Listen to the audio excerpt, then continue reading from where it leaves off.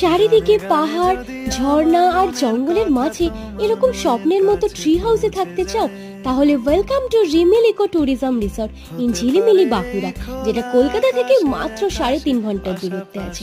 এই রিসর্টে tree house ছাড়াও রয়েছে কিন্তু টেন্ট কটেজ, ডিলাক্স রুম আর সাথে দারুণ দারুণ খাবার।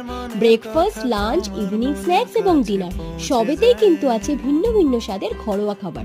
আমরা ছিলাম ট্রি হাউসে আর এটা ছিল আমার কাছে একটা অন্য রকম অভিজ্ঞতা। ব্যালকনি থেকে সকালের এরকম ভিউ সত্যি মনে দাগ কেটে দেয়।